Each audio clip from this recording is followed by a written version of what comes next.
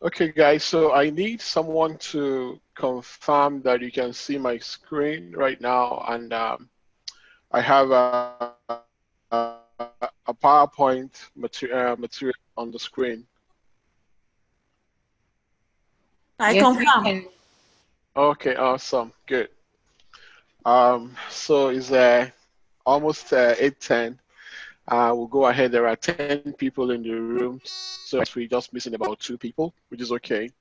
Um, so today is Unit 3, and today we're going to step a little away from project management and start delving into core business analysis stuff. However, as we progress along, you will find out that uh, a lot of project management stuff will still come up, and we'll kind of, see, discuss, how they overlap and things like that. So pretty much, there's still a lot of project management, this discussion that will come up along the line as we progress. So now we want to start delving into business analysis and also to, you know, uh, everything around it.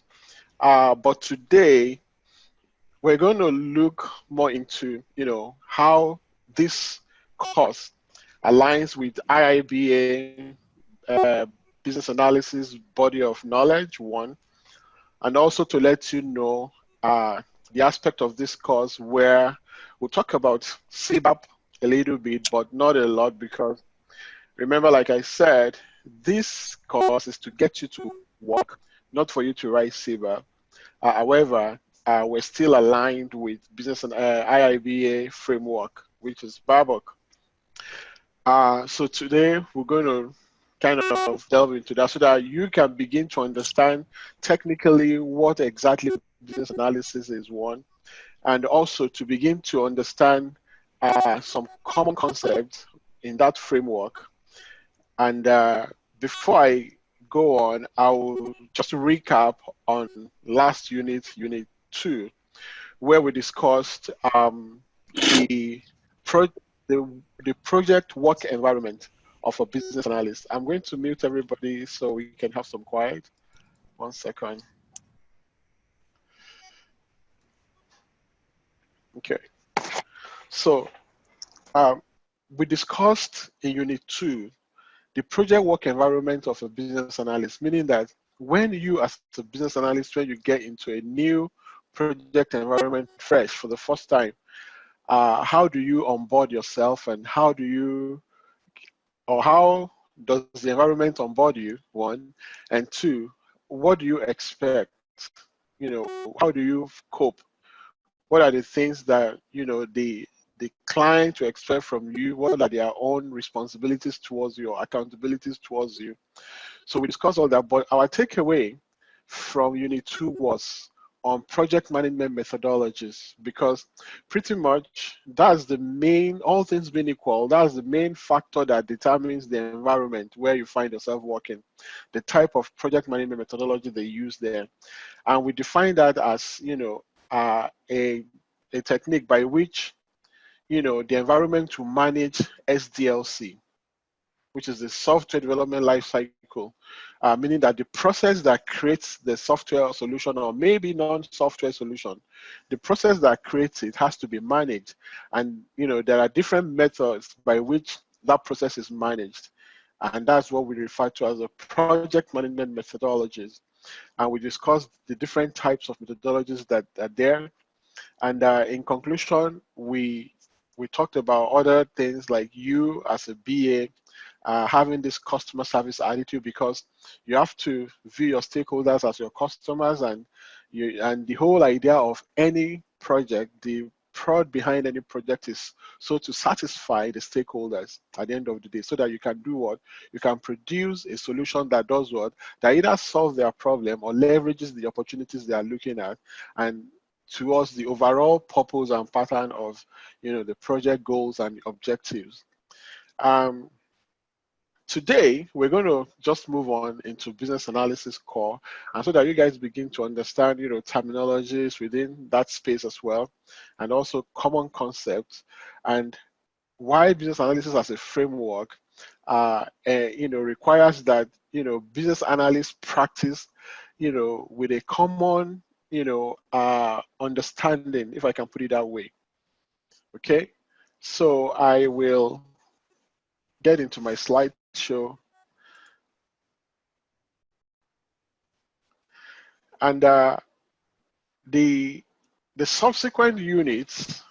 So this unit 3, 4, and 5, we'll be talking a lot about, what we call business analysis knowledge area, according to IIBA framework, so that at the end of the day, some of you will still want to receive in the nearest future. So this will kind of give you an idea, introduce you to CBAP as practically introducing you to business analysis. That way, you're aligned with IIBA framework.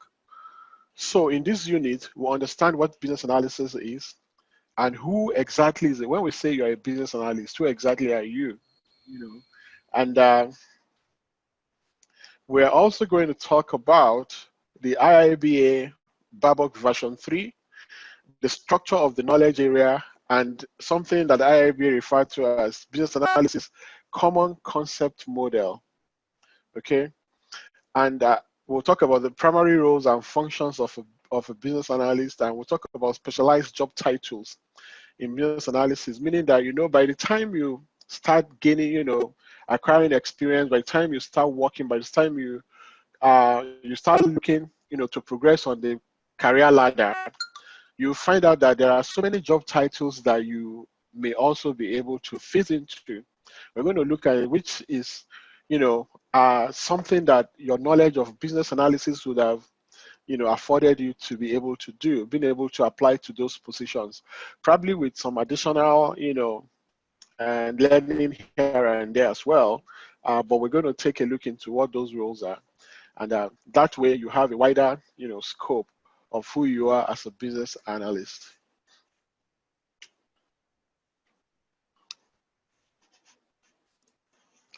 So I think I need to swap. All right. Okay. So the first thing is, we talk about business analysis, but what exactly is business analysis? One of the statements I've made when I was having chat with some of you ahead of, when we had the readiness session ahead of the class, was that business analysis is independent of any discipline, meaning that it doesn't matter what your background is, it does not matter where you're coming from, you can be a business analyst. And it's just, it's a practice, it's a discipline on its own, but it's a practice as well, and it is it's global. It's globally recognized, especially in the side of the world where there's so much appreciation for use of software solutions and probably non-software solutions, where business practices are very, very sophisticated. So business analysis comes in very handy. So it is a practice that enables change, one. So there will be some keywords that we're going to expand on later as we progress in our definition of business analysis, and also our understanding at a deeper extent or insight who a business analyst is. So it's a practice of enabling change in an organizational context by doing what? By defining needs, and also doing what? Recommending solutions that deliver value to stakeholders. So there are keywords that I see there. I see change, I see needs, I see solution, and I see value. So that is what business analysis is, first, hands down, number one. It is not affiliated to any, discipline, like maybe, or any business sector. It cuts across all, a wide range of, business sector. So that's one. When you define it by practice, from a practice perspective, that's the first definition. Now, when you also define business analysis, by, let me say, from competency level or perspective, it's a research discipline. And that is why I tell people point blank that, Business analysis is no joke. It's no joke at all. People I've seen endorsed education providers, even some of my friends, they will market to students, potential students, as if it's an easy thing, it's a money making scheme that you just do this and you this all you do. They just ask questions and you provide answers and you make big money. No, in this side of the world, when they pay you that much money, it means you are delivering, an equivalent value for that money. So it's a research discipline, meaning that you are a researcher as a business analyst. It's not an easy thing to be a researcher. It's a lot of work, especially if you put the required effort.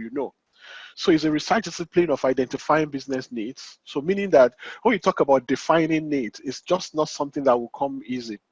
It takes a lot of research, a lot of analysis, a lot of brainstorming and things like that. So you identify business need and you determine solution to business problems.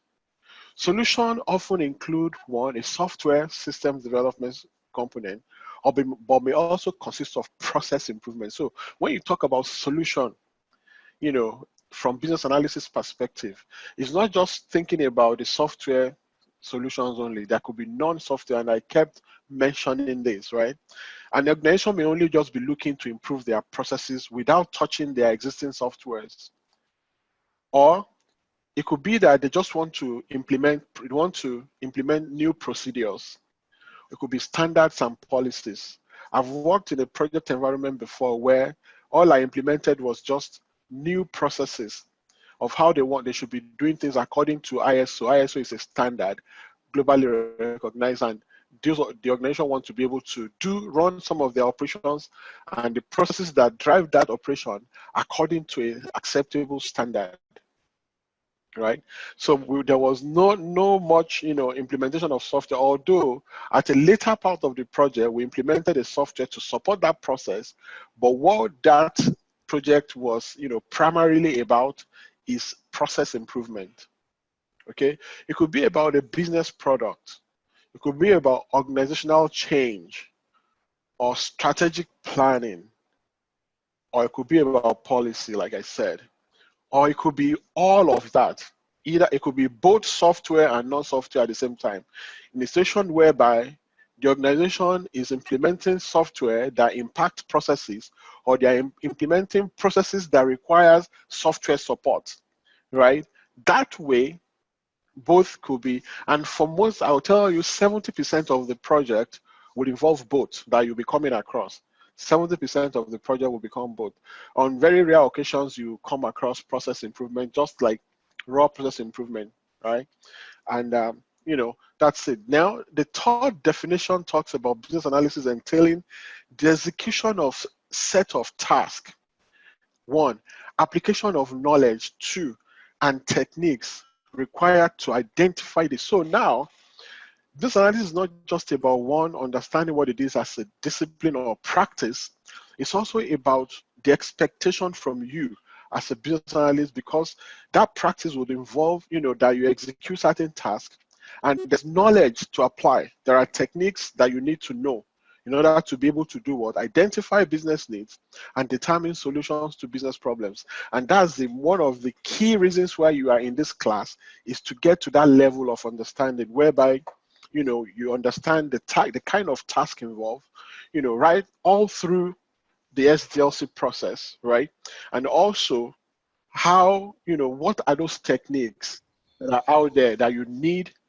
What are those techniques that are out there that you need to know? There's a whole lot waiting for us to be learned. I mean, to explore together in this class. A whole lot of business analysis techniques, concepts that you'll be able to wrap your head around, to a point that even when they tap you up from your sleep, you are speaking and cogitating business analysis, right? That's the whole idea. And finally, we say business analysis includes a comprehensive conception of the term solution. It also contains both IT and non-IT components, as well as system, processes, rules, and organizational structure. This is kind of similar to the second definition we have up there. So this is what business analysis, but in conclusion, when you really want to conclude everything, all these 4 paragraphs that I have on the screen, Business analysis is about what? Change. Defining needs, recommending solutions, and also what? Deriving such that stakeholders can derive value. That is what business analysis is. And it applies across all business sectors. The only business sector that business analysts will probably not apply is if they don't run operation based on processes, they don't use any software tools at all, but which I doubt exists, except this is just some kind of business that is not really, like anything to really worry about. So you will find business analysis, or you find business analysts in banking, in health, hospitals. Why? Because any time you see a software, let me tell you this, anytime you see any kind of software at all, whether it is vendor based as in commercial off the shelf, or whether it is in-house built, just know that there's business analysis input into it. There's no way in this day and age that any organization would acquire or build any solution without business analysis effort. Otherwise, they'll be wasting money. Trust me. They will waste money. They will find out they are building softwares that would not meet business needs and business values would not be delivered. My last project was in the health sector. I'm not a doctor, right? I'm not a nurse. I'm not a pharmacist. But I tell you, by the time I was done on that project, I had understood so many technical jargons, terms, terminologies, medical terminologies. Talk about health information management, HIM systems. I learned so much about laboratory scanning, the processes there. I learned so much about how the doctors do their prescription, so many things. Because why? I was there to discuss with them how the tools they use called electronic medical record system, EMR. There are so many of them out there. I was on that project to help them get the best tool, the best EMR tool that will fit that environment and also their corporate goal of expanding that EMR across all community health centers. So I found myself talking to, as a business analyst, also as a project manager on the project, I found myself talking to doctors, these pharmacists, and not only that, those are people that are end users. And on the business side, I'm also talking to admin people. There are also admin people that are supporting that software.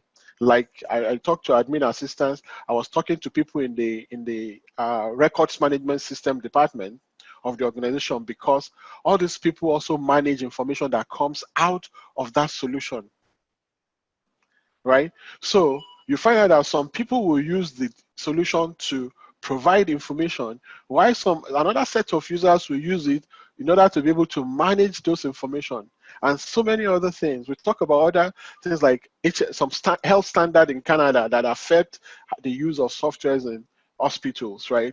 There are certain standards that some of the softwares they use in the hospital must meet according to health regulatory standards, like something called CIHI, CIHI. CIHI is a kind of a standard. HL7 is a standard. All these things I was learning in the health sector.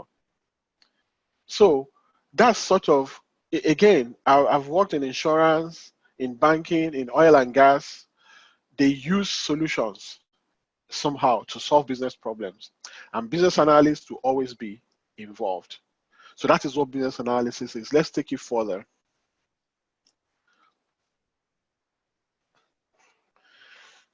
So there's something we refer to as business analysis perspective. And don't worry about us, text that I have on the screen. I'm going to just explain it in simple terms, in a very simple terms. Whenever you find yourself in any project, there's always a lens by which you view that project. So the business analyst lens is your perspective of that project. Every project usually would have, every project is a concept. That is one. And because of that, there will always be some abstraction knowledge about that. What I mean by abstraction knowledge is, for example, let's say you For example, let's say you find yourself in a project environment where they are implementing a solution for human resources management system, HRMS, whereby maybe it's for the HR department, and the HR needs a solution to be able for maybe workers to submit timesheet, and that timesheet should be submitted and should go through approval process with their supervisors. Then to now get to the HR will now forward it to maybe another level of approval.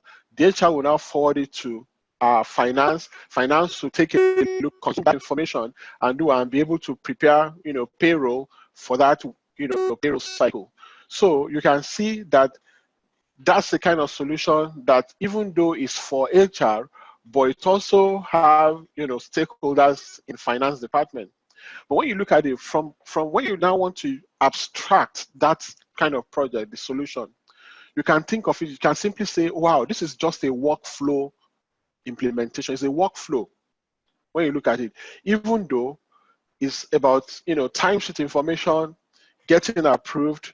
You can see it's a workflow that involves what approval steps in between it. So if I'm on a project like that, I'll just think of it in terms of what workflow. So when you are able to abstract a project, from a perspective, lens like that, it gives you ability to understand technical nitty-gritty around that project.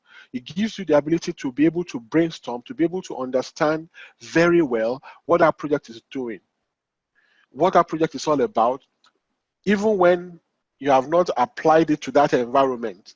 So meaning that think of that solution in theoretical terms. That, okay, let's assume this solution is not being implemented in this environment. What would it be? So it's a workflow in simple terms. For example, it could be about customer relationship management. So there are so many perspectives that will help you to understand your project. Now, business analysis perspective, according to IIBA, I've recognized some perspective, although they said that is not exhaustive. This list that they have here is not, it doesn't mean that's all. There's a lot more, but this is just to give us an idea of what they mean by perspective. So, for example, when I'm on that project with the health sector, my last project, I sat down and said, okay, so how do I view this project in terms of, let me now apply it to the hospital environment right now. What is this project all about? Then I see that, okay, it's just simply about how, it's simply about, health information management, such that clients or patients can come into the hospital and derive satisfaction. That is one. Two, even the hospital workers can also do what? Can derive satisfaction from the tool that they use to do their work. So you can tell it encompasses one, the patient, because the whole idea is to provide the best, patient care possible to patient. And also in view of doing that, is also to make sure that, the staff, the workers, the users within the environment are also doing what? That solution is delivering value for them. It's helping them to seamlessly deliver their job. It's helping them to support their process in the most optimized manner. So when I think about it, I said, okay, I just concluded that this project from my business is a patient care project. It's all about patient care. That's a perspective from, and when I think of patient care, it will help drive my thought process, my brainstorming into areas of analysis, in-depth analysis, in-depth thinking, critical thinking ability. It will help it. So it's good to be able to, have your business analysis perspective on any project that you are. That will help you in your brainstorming, in your thought process around everything that you need to analyze on that project. So by perspective, IIBA refers to that as, business analysis being performed on a variety of initiatives within an enterprise. And one, initiatives could be strategic, tactical, or operational. That is one thing.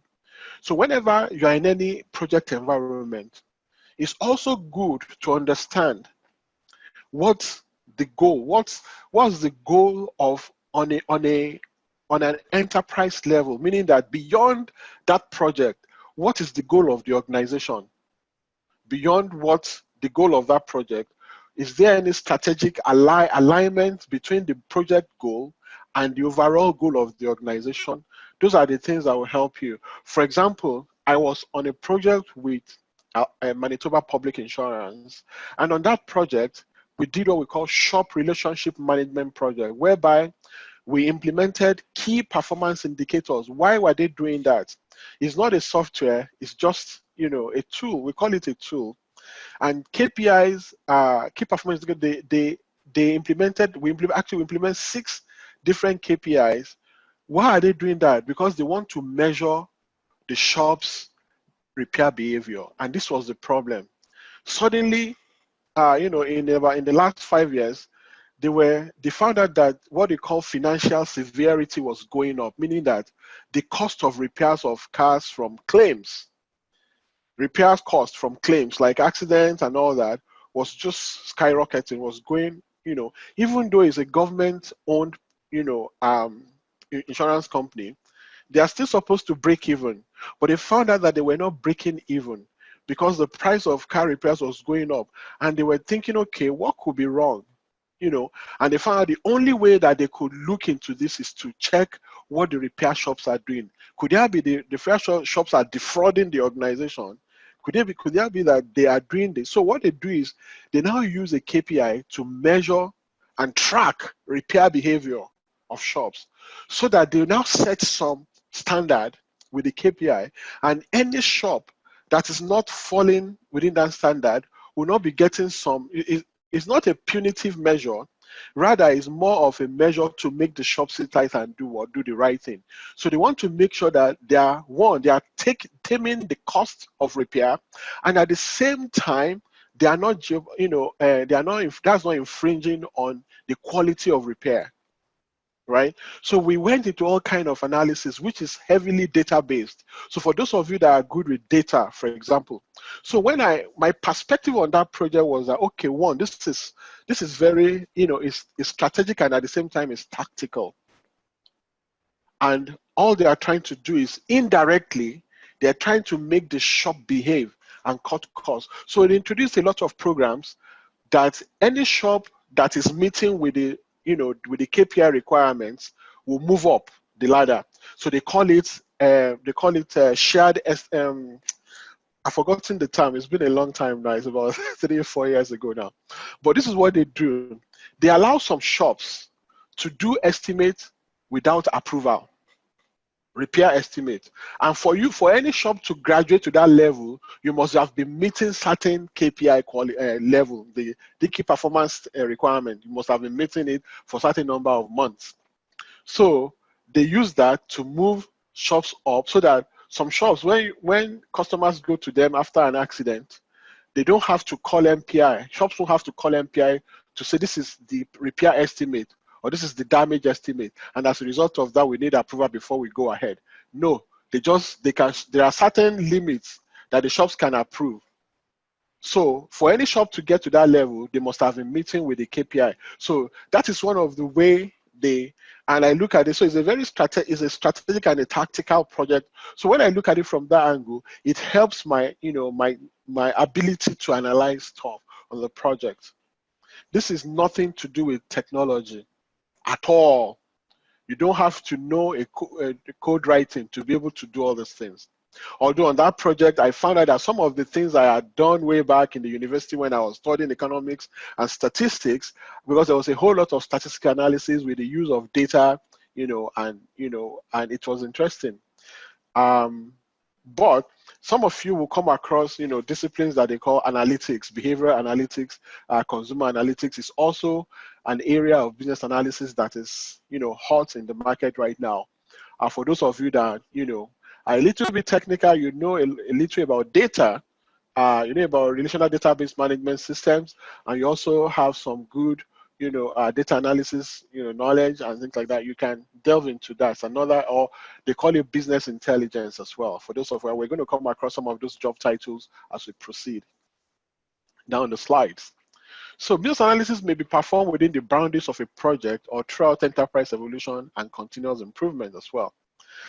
It can be used to understand the current state. So we're talking about different perspectives now. A business analysis can also be used to do what? To understand current state or define the future state and to determine the activities required to move an organization from the current state to the future state. Now, one thing I want you to also know is this with regards to your job as a business analyst. Anytime you're on a project, we talked about the concept of change in the previous definition, right? Anytime a project is being implemented in an organization, it means that at the end of that project, the organization would have moved from point A to point B by the time that project is concluded. So there's always what? A move, a change. Whenever you're in a project, expect that for that organization to move from their current state to a target state. And in between is what we call gap. So when you hear things like gap analysis, which we're going to talk about, are some of the concepts that you need to learn in this course, that's sort of what we're talking about. Then business analysis can be performed from a diverse array of perspectives. Now I want to talk about the list of those perspectives. The agile perspective, one, in terms of methodology. Two, it could be business intelligence in terms of what I've just told you. Maybe, the solution is being implemented so that, it's easy for management to make certain decisions. E.g., some of you will find yourself on reporting, project that has a lot to do with reporting. Report design, that's what we call business intelligence. Business intelligence about, taking data, raw data, and transforming them into information that does what? That support decision making. A lot of organizations, for example, at leadership level would depend on data to make decisions. There are projects that are business intelligence related, and when you're on a project, your project the perspective of that project might be around business intelligence, whereby there's a lot of reporting. So that is why some of you will see some jobs, they will write reporting analyst, or reporting analyst, or business intelligence analyst. Is a variation of business analysis with, specific to perspective. Okay. Now, in the end, so we talk about information technology, which is core. For example, a project may be about infrastructure projects. Infrastructure project has to do with, for example, let's say the organization is migrating their server or their network from one environment to another environment. So this one will entail, even though there's business analysis work in it, but that's an example of when you will have a lot of technical people as your primary stakeholders. Okay. For example, the project that I share the project charter with you in a project environment can kind of surface for an infrastructure project, because you know why? That project impacts network devices a lot, both standard network devices and network security devices. And this is what I mean. Standard network devices are all devices that the organization uses. So the organization uses, their end user use to do their normal day-to-day operational work. E.g., if you work anywhere right now, if they give you a computer, that's an end user device. It's part of the device for the network. Okay. Or if they have databases, or if they have servers where they host some of their applications, and including that. So those are network devices, including endpoint devices. Now, with Alberta Health Services, for example, they also have, like softwares, softwares here, or devices that they use within the hospital environment, like scanning machine, like ECG machine, this machine that they use, like even. So when you look at it, those are all standard devices within the network. So they are network devices. Then they also have network security devices, like some of you might have things like firewall, intrusion detector, and all that. These are what network security devices, like firewalls, like routers. Those are network load balancers. Those are network security devices. So all that, because that project entail it impact that. So that's more like infrastructure project. So that's core IT. It could be about business architecture where, it's about, processes, a lot of processes are involved, and we talk about business architecture in a little more detail when we get to core, requirements analysis and so on and so forth. And also for our project, we're going to talk about business architecture. I promised to have sent out the write-up for the project idea. I haven't, but I'm going to make sure I send that on time, maybe tonight. It's just that there's so many things that came up for me during the week, and I'm trying to plow through and clear my plate. But I'll make sure I keep my promise to you guys. Okay, so that's what's packed. So pretty much in summary, when you think about business analysis perspective, it's just asking you about what's your lens. How are you seeing this project? Let's assume this project is not happening in this environment and is not applying to this business sector. View it from a neutral point of view and see what it is. Then that will help you. That's what I mean by abstraction, and that will now help you to be able to do your analysis thoroughly. So that is what business analysis perspective is. Let's go on. Who is a business analyst? When you become one, some of you are already business analysts but you probably because they don't call you that name where you work, or probably because you are not cognizant of that fact that some of the tasks that you are doing already in your various workplaces right now are business analysis job functions. Okay, and some of you have probably not been involved in it at all. But who are you as a business analyst? One, a business analyst, and this is why the reason why I said that some of you may have been doing this work without knowing it is what the first paragraph is pointing to here.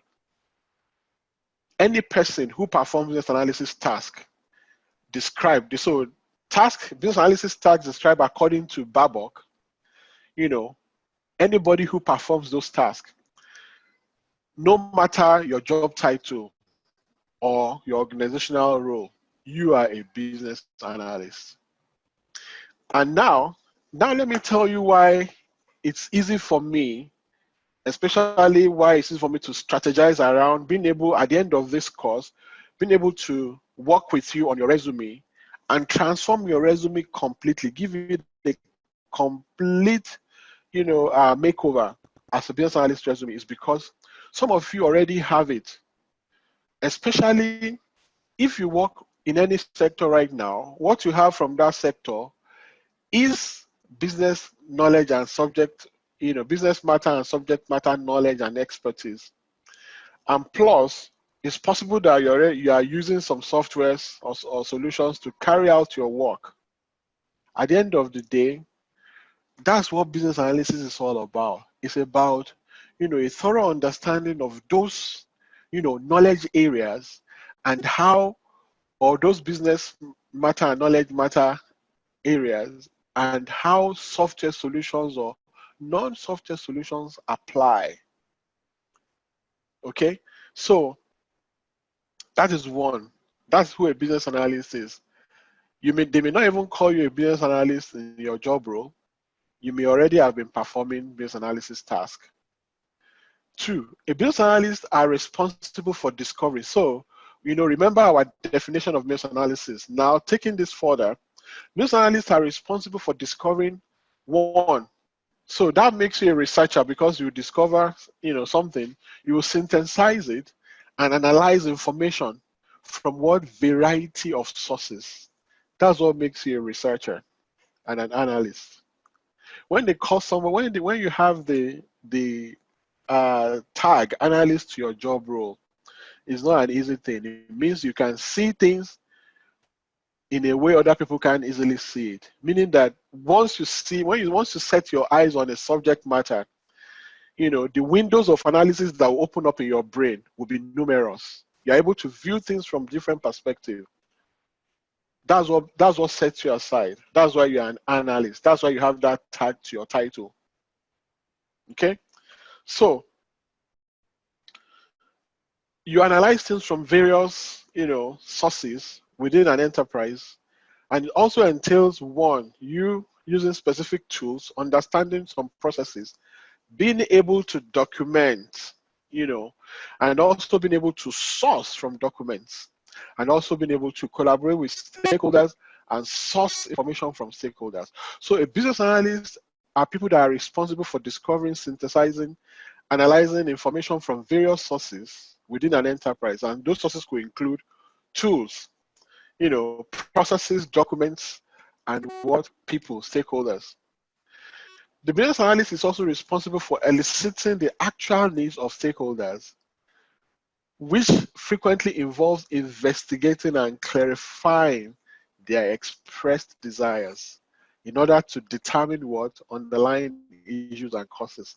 Again, so when we move forward, I'm going to teach you the technical difference between what we call requirement gathering and requirement elicitation. Okay, they, on a high level, they mean the same thing, but when you really break things down, they're technically different.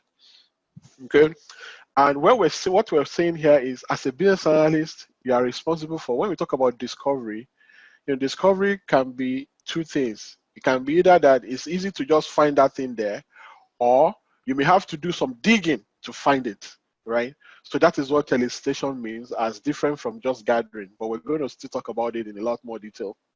So that's who you are. You are responsible for eliciting needs of the stakeholders. And that elicitation would involve that you do investigation, one. And by the time you finalize your investigation, you also need to validate with the stakeholders that what you have done is correct, so that you can determine, so that certain decisions can be made with regard to stakeholder needs. And some issues can be resolved, by making sure, having understood the causes of those issues. Business analysts play a role in aligning the designed and delivered solution with the stakeholders' needs. Above all, your role is not just only to get all these needs, elicit, and synthesize, analyze, but the end point is so that at the end of the day, you are somebody who is able to align solution that has been delivered, or somebody who makes sure that solution that has been delivered, designed and delivered based on requirement and business need, actually does what? Meet the stakeholders' need. So your role as a business analyst is to make sure there's alignment between needs and solution that is designed and built. That is who you are as a business analyst. Let's take it further. So now let's talk about the common job titles, right? But before we get to that part, let's kind of talk about the role that you play that kind of resonates those job titles. So you play a lot of role in aligning, like I said, aligning design and deliver solutions with stakeholders' need. The activities that you perform in view of that will include that you understanding enterprise problems and goals, analyzing needs and solutions, devising strategies, you are driving change, and you are managing stakeholders. So stakeholder management is something that we're going to treat in a whole unit. It's huge. I remember I talked to you about some questions that I've faced in interviews, like how do I handle difficult stakeholders?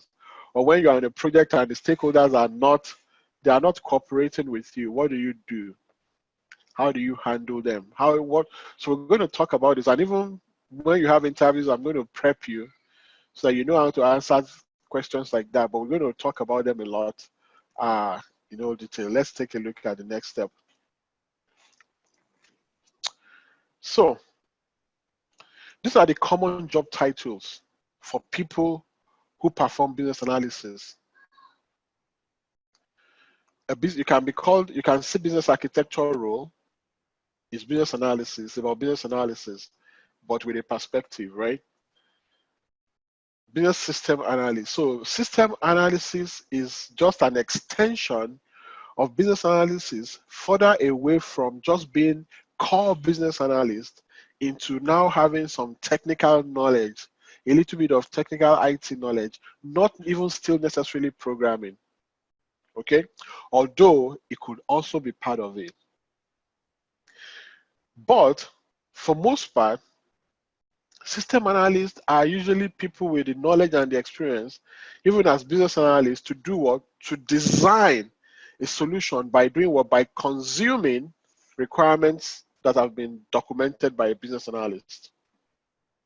But you know, the funny thing is this: sometimes you'll get some jobs and they will tell you all they want is a core business analyst. They don't want anybody technical at all. And there was a time, I think about 8 years ago, I shot myself in the leg at an interview. I went for a business analyst interview in Saskatchewan. I was in Edmonton then, but the pay was so juicy. I said I'm going to go to Saskatchewan, Regina, for that project with the Department of Petroleum. So in that interview, there were just 3 ladies that interviewed me. And I was so, I think what killed me in that interview was my pride. I was so pompous because of my technical know-how as well. I kept saying, you know what, I'm not just a business analyst. I'm a techno-functional analyst. You know, I do this, I do that, I said all kind of, you know, my technical stuff at an interview that was supposed to be a core business analysis opportunity role. And one of the ladies now said something. I felt so bad.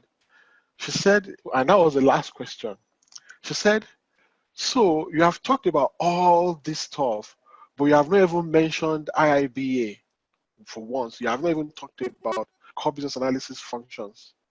And I was like, oh yes, I was still actually going to get to that, but you know what? I already shot myself in the leg because the moment she asked me that question, I knew I made an error for being overconfident. And that's how I didn't get the job. Trust me. I lost that. I didn't get it. So what I'm driving at is that there will be some jobs that all they want is core analysts, business analysts. They don't want technical people. Unfortunately, I was already working on a contract, but they invited me for a role in Toronto with an insurance company. I think that was Intact Insurance, and all they said it clearly. We don't want anybody technical. We want business person, a fully business person. So that's why I always say to you, if you don't have good knowledge of IT, you are still in a good hand. It doesn't matter, but it could be an advantage, right? So that's what I said. Then data analyst. A data analyst is an extension of business analysis. You know, a business analyst with some data analysis knowledge can easily be a data analyst. You know why? Because let me tell you, most of this role, when you're on project, they can call it this name, but you will find out that 70% of the job functions is business analysis. Maybe 30% of it will now be specific to data. Like one of the ladies that just finished training in New Brunswick that got the job, Lolade. When she brought the job description to me, they put SQL and she panicked. I said, don't panic, that from what I'm saying, you don't have to be able to write SQL. They just want somebody who work in an environment where they probably use MS SQL. But I said, but nevertheless, let's not underestimate that they won't ask you questions around SQL. So she started taking some of the video tutorials on my Udemy account. But I prepped her for the interview. She went for the interview. It was well, and they never asked her any question about SQL. So the second time they invited her, I said, you know what? I think they gave you that job. She didn't believe me. We were supposed to have another, for the second time, we're supposed to have another mock interview before she leaves for that interview. The night before, I was not available. We had set time, and she called me. Unfortunately, I got swamped up. I was not available. She felt disappointed, and I couldn't call her until after the interview. So 2 days after, she sent me an email. I didn't even know. Then she called me again and said, I got that job.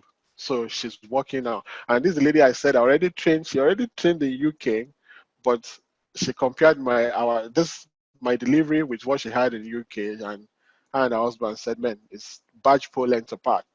So as a data analyst, you see a lot of business analysis job. They will actually call it business analysis, but when you read the description, you will see some traces of data analysis in it. It's okay, no big deal. Sometimes, let me tell you, you can even go for jobs like that, and you find out that it's not really, you are not even doing anything related to that. And if you are going to, you will learn on the job. Trust me. I've been in, when I started, and I've been in cases like that. I'm in a meeting like this, and they are talking some technical terms I have no idea. But by the time, the next minute I'm able to leave that meeting, I'm going to sit down with Google and I'll research the hell out of that thing. By the time I'm in the meeting next day, or you would think I'm the author of that thing, the way I'll talk about it, and so sometimes you catch up on some speed on your own. It's normal. So you have enterprise analyst. It's almost like business architecture, management. They could call you a management consultant. I remember at Deloitte. Deloitte don't call business analysts, but they call them business technology analysts, BTAs. I've mentored a lot of students that eventually got jobs in Deloitte way back in Alberta, and so they can call them BTAs, but they are BAs as well. Process analysts, we talk about that. A product manager, you are a business analyst, but maybe you are working in an environment where you are working in the capacity of maybe the Scrum Master. You are working as an analyst, and also you are managing the project. I have a student in Saskatchewan here. When she wanted to write her CBAP, unfortunately, she didn't train with me, but I mentored her when she came from Nigeria to Canada. She had good profile. She had a project management certification, but she came and crossed into business analysis here. And when she was going to write her CBAP, she didn't have enough units. They did the chapter at the IMBA chapter at Saskatchewan in Regina. They had some courses for them, but I think she missed some of it, so she didn't have enough unit to write CBAP. And I said, okay, I'm going to mentor you. I'll help you. So I said, but you need to go watch courses on my platform. Then I can give you some additional hours.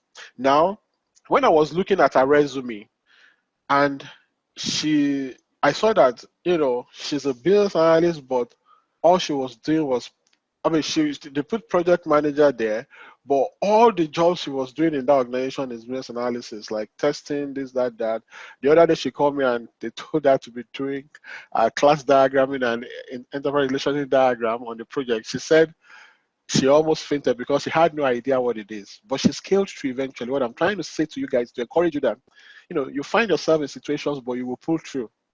If you can get to that level where you get the job, you can handle it. Trust me. And so there's product manager, product owner, requirements engineer. This will happen in, mostly not probably in manufacturing sector. Now, let me tell you one role that is out there, but a lot of people don't know. They are called technical writers. Let's say, for example, you go to IKEA and you purchase IKEA product. It's collapsible. You come home to put it together yourself, right? But in the package is always a guide with a drawing. That is the job of a technical writer. I've seen business analysts work as technical writer a lot. When you look at it, even though, it's about, but that's what a technical writer is. So it could be business analysis related as well, and a system analysis as well. So that is sort of other job roles of people that perform. When you hear anybody with this role title, just know that there's a whole lot of business analysis tasks in the job they do as well. Okay? And what that means is you as a business analyst, with an extensibility of your profile, you can do what? You can apply for roles like that as well. Okay? Let's talk about business value proposition, the business analysis value proposition quickly.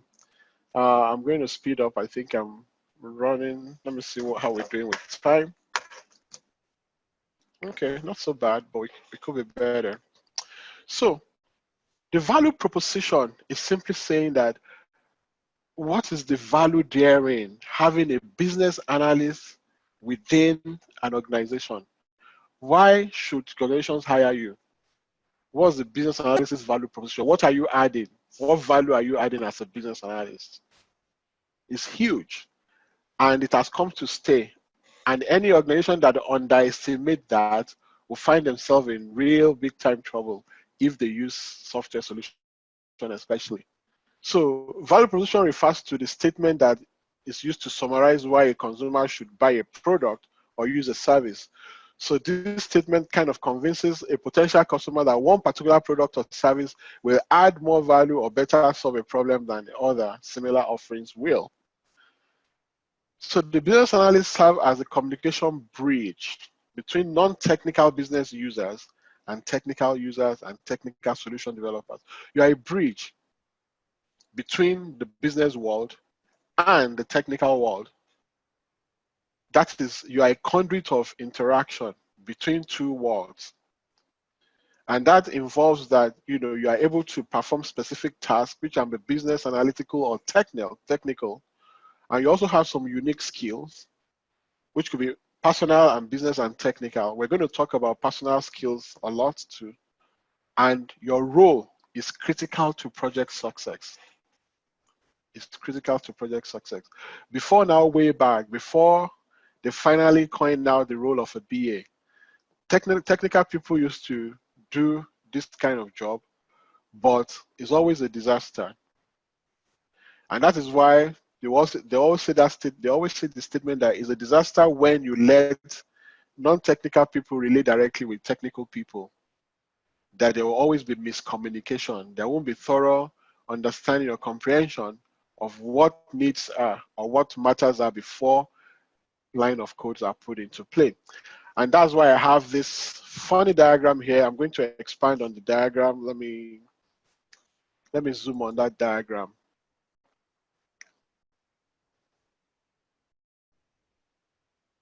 Okay. So this is just a funny way to depict, why a business analyst is important. They said the first image said how the customer explained it, how the stakeholder explained their needs. And this is how the project leader understood it. Already that's number one, miscommunication. Look at how the analyst designed it. That's a system analyst. Because there's no proper business analysis work done here. And look at how the programmer wrote it. Look at how the business consultant described it. Look at how the project was documented. See how the operation installed it. And see how the customer was billed for the service. See how it was supported. But at the end of the day, look at all the images in between the need and what the customer really wants. It's all waste. So that's just an image somebody put out there describing the BA value proposition. What the customer really needed, that's it. For most part, the challenges of business analysis is being able to accurately meet the need of the customer by delivering what they say they need. The most difficult aspect of software development is people. Let me tell you, and most of you guys already know this. This is no news. If you pass information between a line of 10 people, the original information would have changed by the time we get to the 10th person. So that is why being able to represent the need of the customer to deliver a solution thoroughly and accurately is very, very important. Your role is to make that happen. That is who you are as a business analyst. Now, it's possible for you to be on a project. You may have an idea of how even better to meet the need. Don't look for how better, look for what the stakeholder needs. Don't over deliver solutions that the stakeholders didn't say they don't need. So what we're saying is once the stakeholders need in a form of requirement has been thoroughly documented and optimized, that is what the solution is. That is what they say they want. For example, if you have a kid and you say, okay, and the baby is telling you, mommy or daddy, I want a yogurt. But you know ice cream is probably sweeter than yogurt. And I say, don't worry, I'll give you something better. I'll give you ice cream. No, the baby is saying, I want a yogurt. So that's where I want you to look at it. That is your role. Your role is to unbiasedly, accurately represent the need of the stakeholder. And so that will resonate with the environment. I've been at an interview before. The one of the interview told me, especially the guy, the program manager, he said to me, you know what, TJ, I don't need a champion. I don't need a miracle worker. I just need somebody who will work with what we want in this environment. I don't want, because sometimes some people as BA, they will get on project that they want to feel like they want to outshine the environment. It's okay. They may know so much. They may be so loaded with experience. And what I'm trying to tell you is work with the environment you find yourself in. It is what they say they need that is your goal. Take note of that.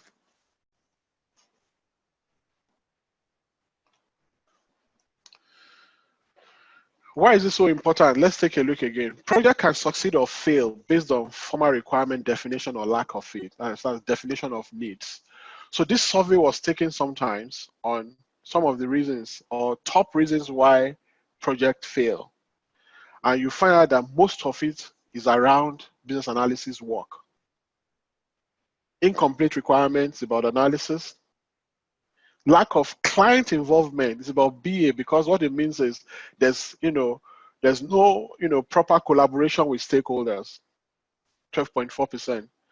Lack of resources, maybe that's not business analysis related, that's probably project leadership related.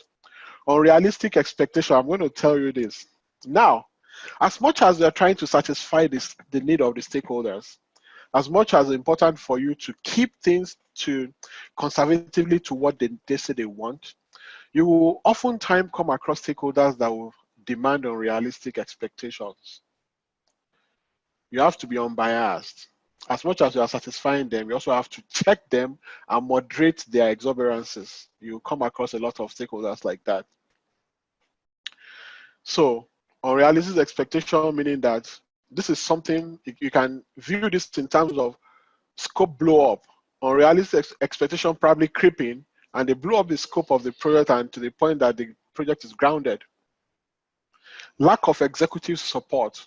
When you have a business sponsor who is not strong and does not represent the project well at the maybe executive committee meeting or steering committee and things like that, could make a project also fail.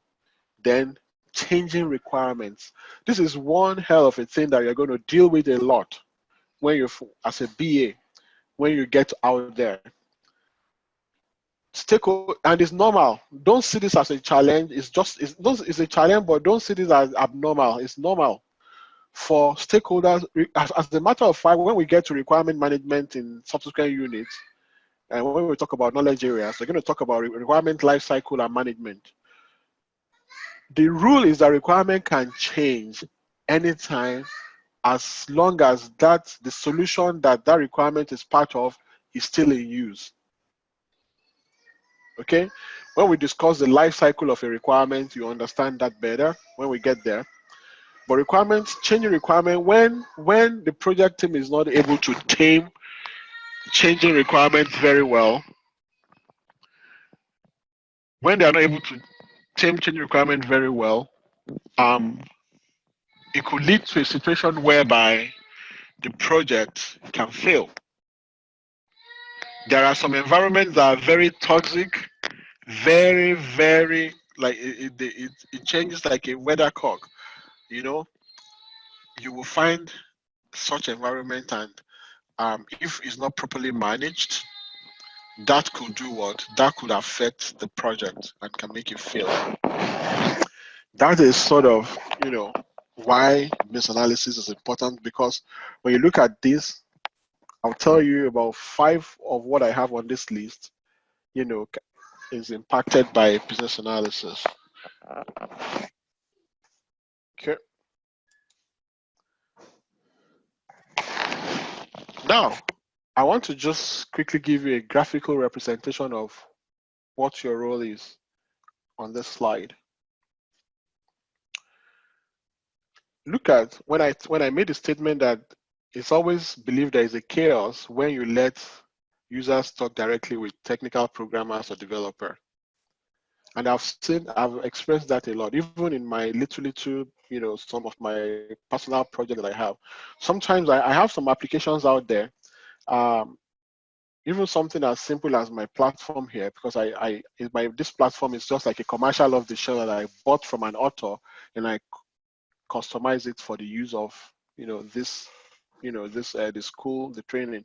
Now, sometimes I'm talking to these guys, and by the time they are responding to me, they are saying something completely different. And obviously, that's just the behavior of a developer for you. It's normal. So look at this.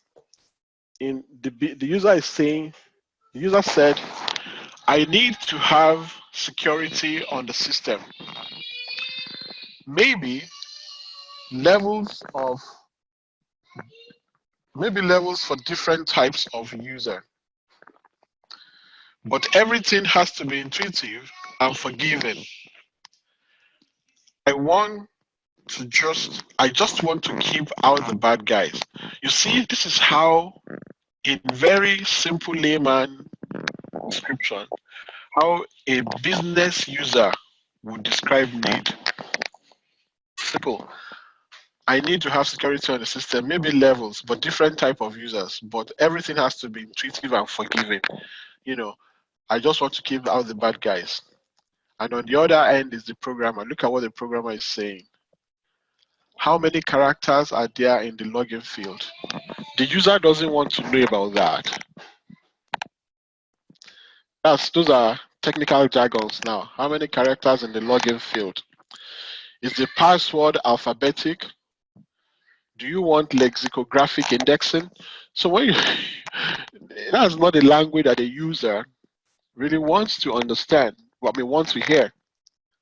That will to them. But if there's a business analyst in between, the translator, and pretty much all the jargons that this programmer is saying against the need that the user is expressing is a simple form in the middle like that. So if a business analyst would translate that, it would have been that form. Very simple. So that is who you are, and that is why your role is important. And there's a whole lot of value that you deliver as a business analyst. And there's a reason for that. Regardless of what the view of everybody or every stakeholders on a project is, you have one role: to drive everybody's perspective towards a goal, solution to the problem, or a leverage to the opportunity. That's who you are. You drive everybody to a common understanding of what the solution is to solve the problem. That is your role as a business analyst. So we've talked about what business analysis is all about, and we've been injecting some, IIBA framework stuff into our definition. We talked about who you are as a business analyst, and we have been aligning all discussion to IIBA, BABOK. Now let's take a look at BABOK a little bit. Let's understand a little bit of IIBA framework. And these are the things that you're going to be coming across when you eventually want to write CBAP in a lot more detail that we're going to talk about in class. Like I said, and I'll keep repeating this aspect of this course is to show you the alignment with BABOK CBAP, and all that. But I'm not going to go into a lot detail because you don't need all this detail to be able to work as a BA. Remember, our goal for this course is to get you working as a business analyst. Then this CBAP thing can come up later, okay? But we're still going to talk about it. All right. What is business analysis body of knowledge according to IIBA?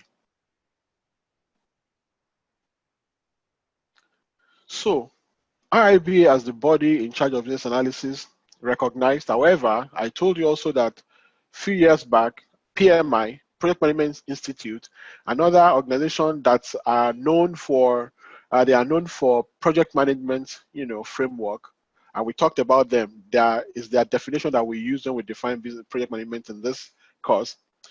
They too also came up with another certification program in business analysis. They call it PMI PBA.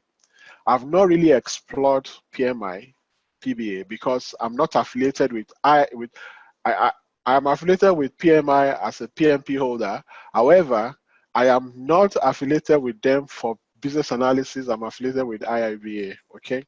But I can assure you that by 80%, when I look at job descriptions or requirements,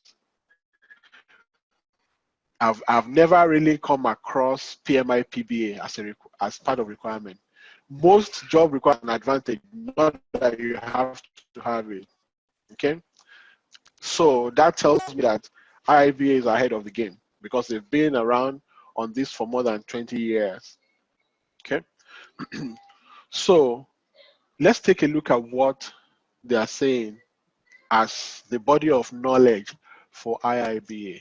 So the body of knowledge is just like a collection. It's a set of tasks and techniques collected that are used to perform business analysis. One is organized into knowledge areas. So IIBA is just trying to get things organized, saying if you're talking about business analysis, let's talk about task, knowledge, techniques, but let's arrange them into a knowledge area to do what? To kind of structure the practice and the understanding that people should have about it.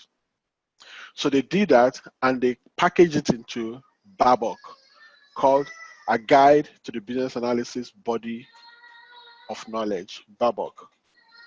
So I'm going to implore you guys to join IIBA. You don't have, as a member, there's a lot of benefit, and it's just about $100, but I think it's US dollar on a yearly basis every year. I don't think that's a lot. But you get engaged in local chapters. They have a chapter in Winnipeg where I am right now. They have a chapter where before I left, we started a chapter in New Brunswick. So in St. John's in New Brunswick, there was none there. So when I got there, I challenged some of the guys there, and there were a few of them that already have CBAP, and I said, you guys should start a chapter. So I supported them because I am already my chapter originally is Edmonton. That's where I hailed from. However, I participated in all kinds of local chapter activities. It could be beneficial. Sometimes they do job fair, and at the end of the day, when you want to write CBAP, some of the chapters also make effort helping potential CBAP, holders. Now, what is the knowledge area? So in BABOK, we have 6 knowledge area. What I have in front of you is the different versions. So BABOK, when IIBA started out, was in version 1. And I think about 5 or 6 years ago, so I think version 2 was around for about 10 years.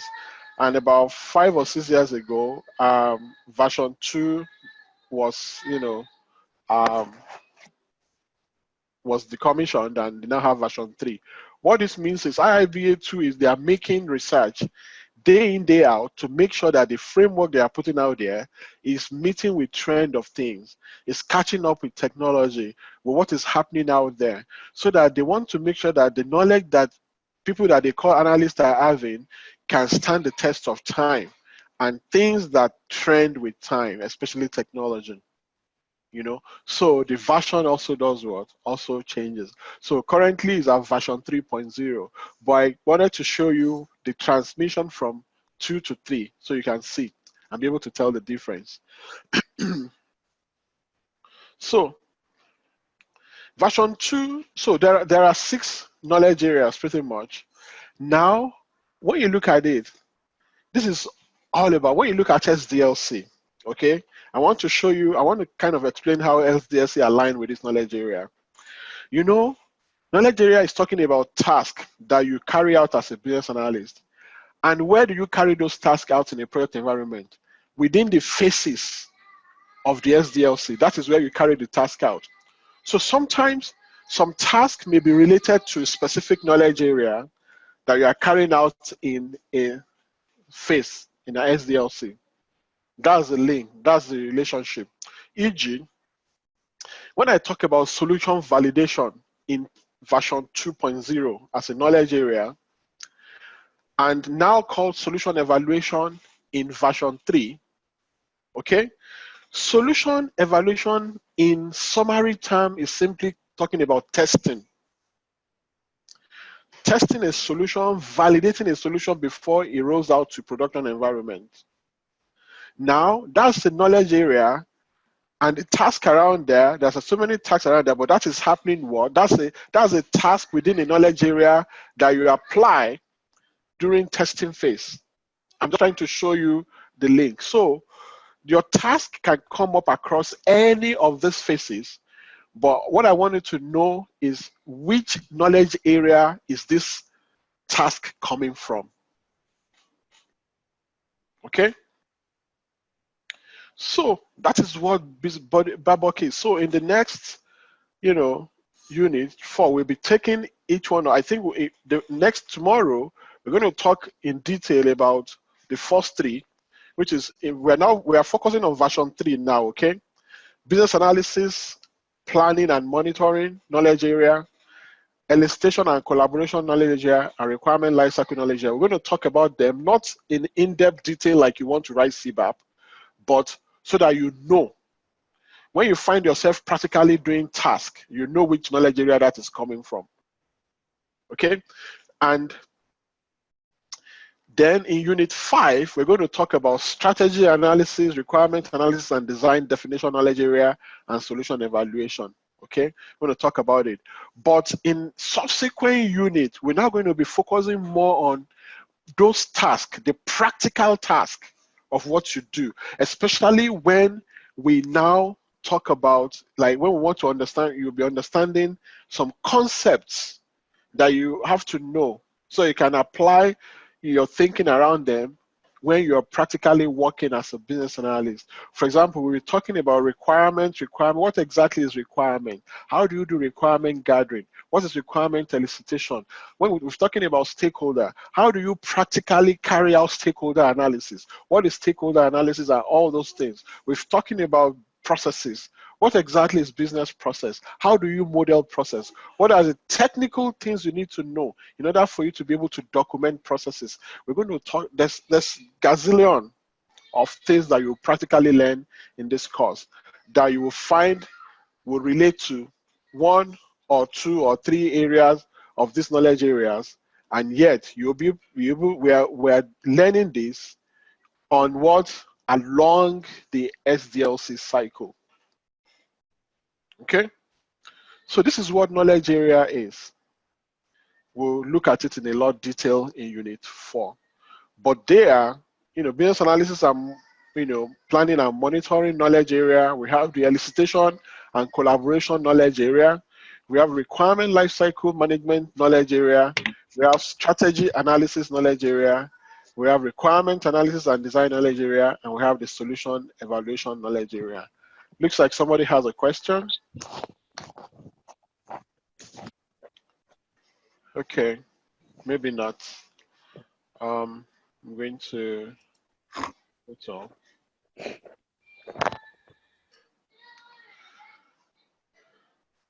Okay, let's move on. So what's the structure how is a business analysis body of knowledge structured? So when we talk about structure, meaning that each knowledge area is structured this way. First of all,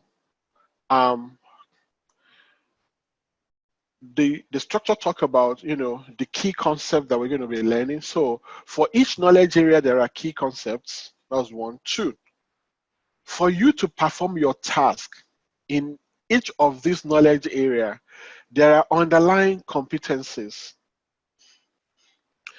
Three, there are techniques. And four, there are perspectives. So these are the things we're going to be focusing on practically as we move forward, okay? But I want you to know that this, kind of form extended content of the Babok guide, and it helps us, guide it kind of guide business analysts to do what? To perform your business analysis task better. Okay? For example, you're on a job. Sometimes, let me tell you, like I said, you're always viewed as the expert. Don't ever assume that anybody on the project knows what you know. And that's why they will always depend on you. So sometimes even to take certain decisions, you can be asked questions like, so what do you think we should do? What are we supposed to do? For example, when I got on my last project, they had no clue what they want, how we are going to go about it. They were waiting for me to come. All they know is that they have a project and this is what they want that goal, the project to achieve. So it's just for me to come and walk the detail of how we move them from that point to the goal of the project. And when I came, I said, okay, I looked at the project charter, look at the provision of the project charter. I said, okay, I think I know where we're going to start from. The first thing we need to do is to do this, do this, do this. Where is that coming from? That is coming from my knowledge of the key concepts. That is sort of what we're going to do. When you find yourself in a situation, like that, where you need to tell them what has to be done so that they can make decisions and say, okay, go ahead. Underlying competencies has a lot to do with your personal attributes that IIBA believes that you should have as a BA in order for you to perform your task better. Techniques, closely related to concept, but simply saying what techniques are available to you. For example, if I want to do requirement analysis, what will be my technique to do it? I understand requirement analysis as a concept, but do I know the technique to use to carry out tasks in requirement analysis? So again, what's my lens for viewing things, my perspective? So we're going to be looking at this in a whole lot of detail after once we're done with Babok, the little thing that we need to know about Babok. Once we're done, unit 7, 8 going forward, we're in for a blast. So you stay tuned there. So this is just to define further those things. A business analysis key concept defines the key terms needed by you as a BA to understand all other content, concepts, and ideas within Babok Guide. Okay. Underlying competencies provide a description of the behaviors, characteristics, knowledge, and personal qualities that support the effective practice of business analysis.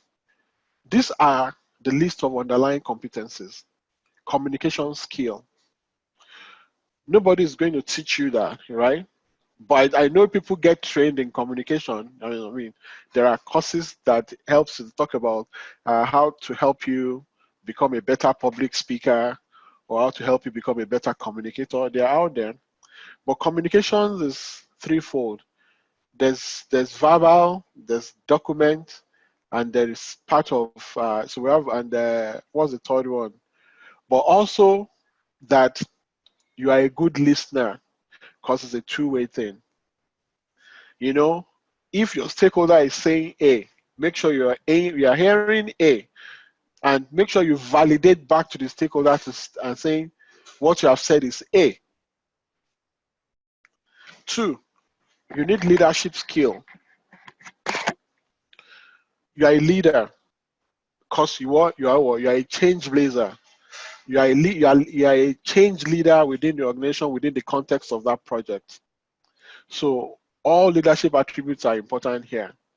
You'll be leading sessions, you'll be facilitating sessions, you'll be facilitating meetings, you'll be training, so you need to be have leadership, you must be a problem solver. And you must make sure you have business knowledge of the environment. We said this initially. One of the things that will set you aside is how quick you are at understanding the business matter and the subject matter of the project environment. Then IT knowledge is not a must, but it's part of the underlying competencies. But let me tell you, the good thing is the more you get involved in project as you progress on your career ladder, the more you'll be having close shave with IT stuff, the more you begin to know. I had a student in the past. She's a super BA now. She's one of my first set of students that I mentored in this town, Winnipeg. I remember one day, the last time I met her, we're talking about technical stuff, not even just BA stuff anymore. And I was amazed at the speed that she has learned. There's another one. She was in my system analysis class when I used to have it in physical classroom. And she works with Wawanesa now in Winnipeg as a system analyst. And one of the topics that I taught in system analysis is data analytics and data analysis, what I talked about earlier on. And there's an aspect of the course where I was teaching them this Excel pivot table in Excel, how you use pivot table to analyze data. Okay, and she was so impressed because she has been seeing things like that, but she never knew it was that easy to do. So by the time we finished, she told me, she said, Mr. TJ, even if this is the only unit that we were taught in this course, she said it's worth my money because now I know how to do this thing. Do you know that because she understands pivot, she became like a superstar at work? She was now able to tackle all kind of, even she even get to the point that at the point she's almost knowing more than I do. Different tactics around pivot table and she was able to deliver a lot of value just for that. And what I'm trying to say is, the technical side of things will come to you, even though maybe you're not an IT person, forget it. You don't know how much of an IT person you are until you begin to grow in your BA career ladder. Then you will see. I never knew I could be so technical in my life. Honestly, I never even knew I could be a Java programmer. But it just came from, close shave with technical stuff on the project, with relating with technical guys all the time. Before I knew it, I started out learning HTML first. From HTML, I graduated to CSS3. From CSS, I graduated to JavaScript. That way, I was able to even build websites on my own or web application on my own. No involving.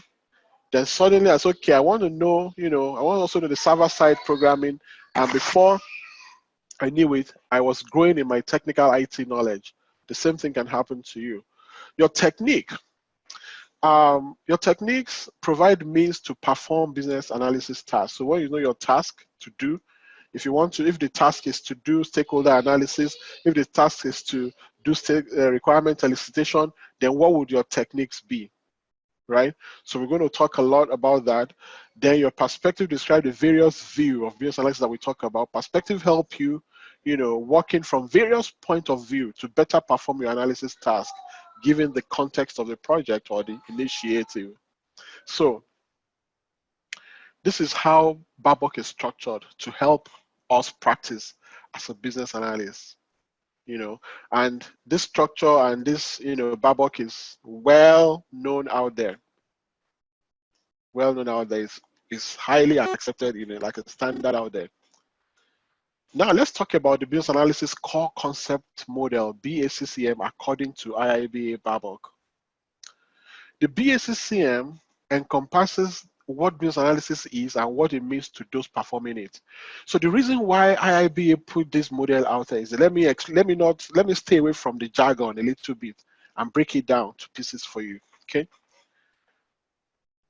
You know, this is just a practice guided by framework put together by some people that are expert based on their knowledge and experience. That doesn't make them the authority. Trust me. There are cases where I've challenged some things with IIBA before, but I'm just telling you, there are cases where I've challenged it before.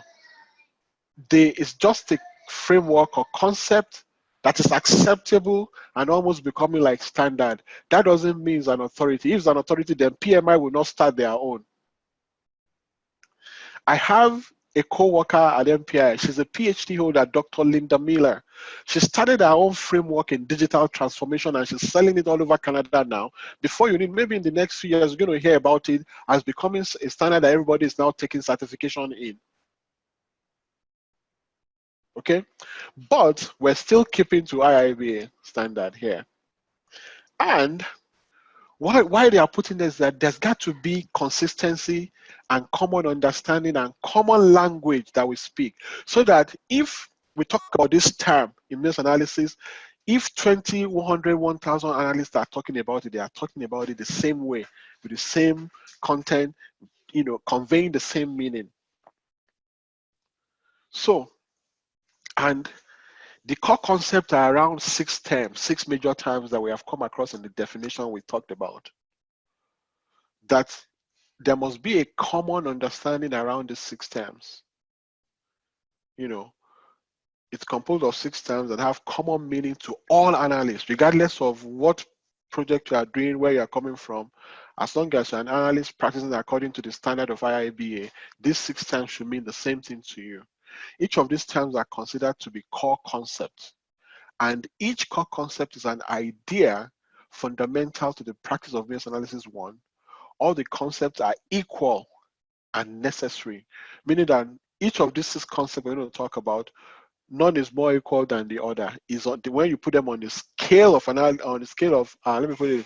when you put them on a scale, they should have the same level of importance.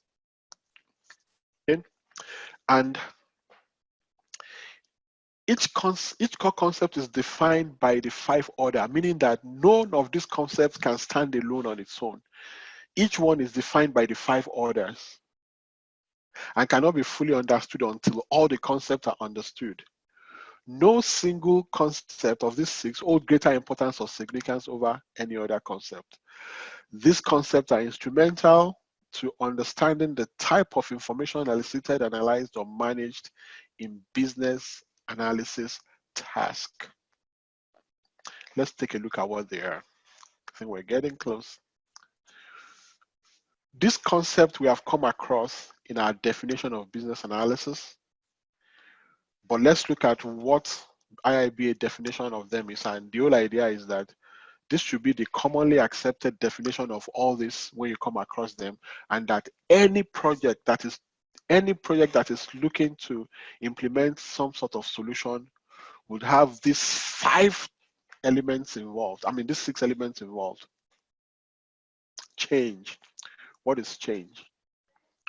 Change is act of transformation in response to a need. Change is an act of transformation in response to a need. Meaning that when an organization see there's a business need and they want to move from the spot where that discovery happened to a target state where that need would have been met, and it's possible that that need may be a problem, in fact, it may be translated as a problem, or it may be translated as an opportunity that needs to be leveraged.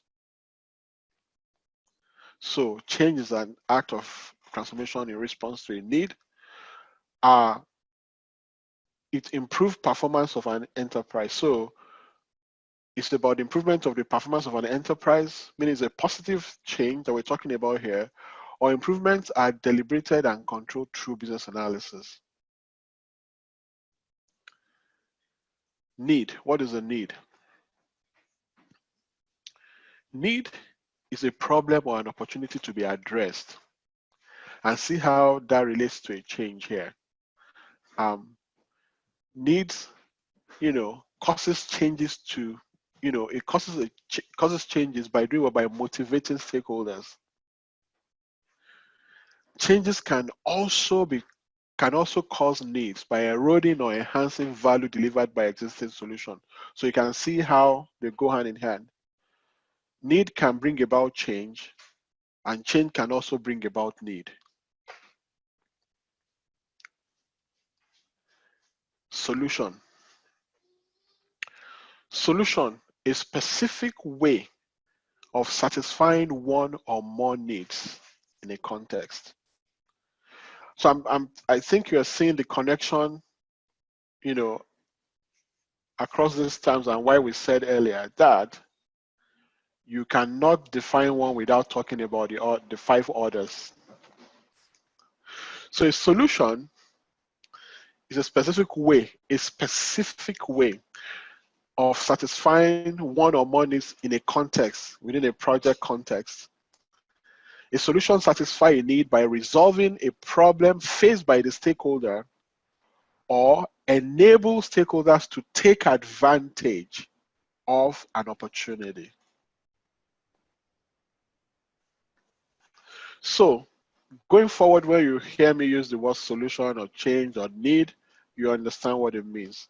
And now, I'm also going to tell you the technical difference between needs and requirements. Even though you may have heard me use it interchangeably all along, at the high level, they mean the same thing, but at the technical, lower definition level, there are 2 different things. We're going to talk about that too. So that is what a solution is. Let's take a look at the next one. Your stakeholder. You've heard me use the term stakeholder a lot. This is one concept that we're going to deal with a lot in this class. I think about 2 units dedicated to it. As simple as it may sound, it could be really, really, really, wonky sometimes. Stakeholder, a group or individual with a relationship to the change. A group of or the individual with a relationship to the change 1, the need 2, and the solution 3. That's what a stakeholder is. They are often defined in terms of interest in, impact on, and influence over the change. Stakeholders are grouped based on their relationship to the needs, changes, and solution. So what we're saying is we have category of stakeholders based on relationship that they have, and that relationship is defined in terms of their interest in the change, in the need, and the solution, the impact that they have on the change, the need, and the solution, and the influence they have on the 3 as well. We will look at stakeholder analysis in subsequent unit, so that by the time you get in a project environment, you know how to deal with your stakeholders, you know how to deal with difficult stakeholders, you know how to analyze your stakeholders so that you can manage them properly. Okay? And value. We've talked about business value. What exactly is value? Value is the worth, importance, and usefulness of something to a stakeholder within a context. It can be seen as potential or realized returns, gains, and improvements. It is also possible to have a decrease in value in form of losses, risk, or cost. Right? So what we're saying is you can define value, on 2 sides of the fence. It can be negative, or it can be positive. And value can be tangible, meaning that they are directly measurable and often has a significant monetary component. It's measurable. Or it can be intangible, meaning that you can measure them indirectly and often, has a significant motivational component, e.g., such as company's reputation or employees' morale. Do you know that sometimes the tool that an employee is using in an organization could be really, really affecting productivity of that employee? Do you know that sometimes policies and standards and procedures can be infringing on business value that an employee may be able to deliver or derive? So pretty much value can be expressed intangibly or tangibly. And lastly, context. Changes occur within a context. We have project context, we have organizational context, program context. When we talk about program, those are when you have, multiple projects, rolling up to a program objective, meaning that a program is, is the management of more than one project. I'm going to explain that in a lot of detail to you in the project class, using a project as an example. But actually, I was doing that project under a program, and there were 6 projects under that program, and they all rolled up to one program goal, one objective at the end of the day: information security. I'm going to talk about that detail in project class meeting. So, but context, is everything relevant to the change that is within the environment. So, context could be affected by attitudes, behavior, beliefs, competitors, culture, demographic, goals, government, infrastructure, languages, losses, processes, project, sales, seasons, terminology, technology, weather, and any other element meeting the definition of a context. So you can have a demographic, context of an environment. You may have, a procedural, context of an environment. It depends. So pretty much, context is simply just talking about the environment where, a project implementation is happening, period. So these 6 elements of core that IIBA referred to as core concepts is pretty much everything that defines your task as a business analyst. Any task you are doing will center around each of the, one or multiple of these 6 things. Your task will be around stakeholders. It will be around business needs. Let me go back. It will be around change that needs to happen because you are moving the organization from one spot to the other. You are a change leader. As a business analyst, by definition, you enable change. And you deliver a solution at the end of the day that meets what, that meets the stakeholders' business needs and requirements. So, this is what business analysis is all about. This is who you are as a business analyst, and this is how IIBA has frameworked the practice of business analysis. In the next units, I think unit 4 and 5, we'll be talking about, each of those knowledge areas in a little more detail. Then from there, we'll move on to core concepts that will give you practical knowledge to techniques, and so on and so forth. And that brings us to the end of the class. So there's an assignment, did I miss the question mark pad? Oh, I missed it. It's question time, guys. Let's keep the microphones open and let's have some discussion for any question that you may have. I have 2 questions, please. Go ahead. Okay, Please. one of them is the diagram you showed about what customer needed, what the customer explained. If you can go back to yes, thank you. So where I got confused is I don't know. Go The ahead. message that you're trying to pass across from the diagram, is it that, because ordinarily as business analysts, we're supposed to be the one to understand the language of the stakeholder Yeah. and be able to convey it in such a way that Yeah. um, the The whatever it technical is people, needed yeah, is can consume it. accurately delivered, Yeah. right? Mhm. Yes.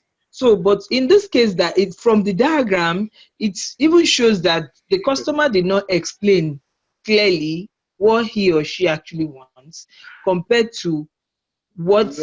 he needed. Let me tell you. Now, Please. there's a difference between translating needs into solution. Okay. Okay. When a customer, remember, when we started out and we're talking about requirement, Okay. because we haven't got to that part where we discuss a lot, but requirements are usually high level. Okay. It's all about what I want. So the customer is not supposed to explain solution to you. They are supposed to just tell you, Problem. yeah, what they want. Okay. So solution is a transformation. All right. Okay. That is why the diagram will look different, but that's not technically saying it's not meeting, you know. So what we're saying is, if customer has explained this and this is how they have explained this, right? Okay. Analysis should have gone thoroughly to eventually lead to delivery of the last diagram. Expectations. Okay. Yeah. Okay. Okay. I think Now, I get it now. now, what we're explaining with this diagram is there's absence of a business analyst. Okay. Okay. Okay. Okay. Okay. I just got So, it now. yeah, So because of the absence of a business analyst and thorough business analysis work to it drive was not communicated properly. exactly. Okay. Now my Okay. other question again is still on one of the no, that was in diagrams when we were telling us some factors. They got to the changing requirement. But when Okay. we were talking about changing requirement, you just mentioned environment. But meanwhile, when I saw the changing requirements, what came to my mind was, is it that the stakeholder suddenly came up with Something different. requirements that were not initially stated at Yes. the beginning of the project. Then along the line, some things were being added and some were being removed. Yes. There were undulations, Yeah. there was no consistency, right? Yes. Actually, let us not say there's no consistency. Okay. Again, remember, requirements is still raw business needs, right? Okay. However, what we're trying to tell you here is stakeholders can change their requirement anytime. Okay. That you should know is normal. Now, does that mean that? And if you remember when we talked about when I was sharing with you, the stress level on a project environment, and it talked about project change management. If you Okay. remember in Unit Yeah. 2, we said that is the aspect, of stuff within a project environment whereby they give room to accommodate changes, so Oh. that it's possible that is causing scope Up change. for the father. The sink, there's nothing inside. If I check, So, there's nothing. so it's possible that there is a scope change, Okay. and that is accommodated, and that will go through a proper project change management process. Okay. Okay. Accommodate that change. That's one. Two. Okay. Okay. Another Okay. way is this: as long as business requirement has not been finalized. Okay. So There's in room for changes. yeah, the first one I talked about is a situation, an instance whereby, let's say, they have finalized project business requirement documentation. It has even been signed up and Okay. sealed, and they come back and say, something is still missing. That will go Okay. through a proper approval process for change, project management, that's requirement change management. However, as long as requirement has not been fully signed, as long as analysis is still going on, requirement that may have been elicited and probably communicated can still change. That is Okay. that is when I've been in a situation whereby before I'm in meeting with stakeholders today. I thought I had had gotten everything I needed from them. In my meeting to now come back and validate, then new things started coming up. Sometimes it almost became a problem that I had to raise a risk. That look, these guys are always changing their mind. What's going on? And the problem was because there wasn't any documentation at all. And let me tell you, let me even break it down further. These people, they don't have any documentation about their processes before. So one adjuster will tell me one thing today, another adjuster will tell me something different tomorrow. And that is a question of who is more correct over the other, right? So that's the station of changing requirements that you face. Conflict coming from different stakeholders. In fact, that was what I envisaged when I queried that changing requirement. Sorry, this question will lead into another, because you said we give room to changing requirements. Now, would there be a duration to when, just like you said in this one that you said happened to you before, that they may keep on changing and changing, we may prolong the termination of the project, so to say. So at what point can it not be changed again, or can it be agreed upon that this is the final stage? Awesome, that's a good question. So there will be at a point you have to engage the PM. Remember, you're a resource doing analysis on the team. The PM is managing the schedule. You have to raise your concern. So you have to raise your concern, saying that these guys are changing. This is always changing. So analysis work will always keep going on as long as they keep changing. That's one. It will move schedule forward.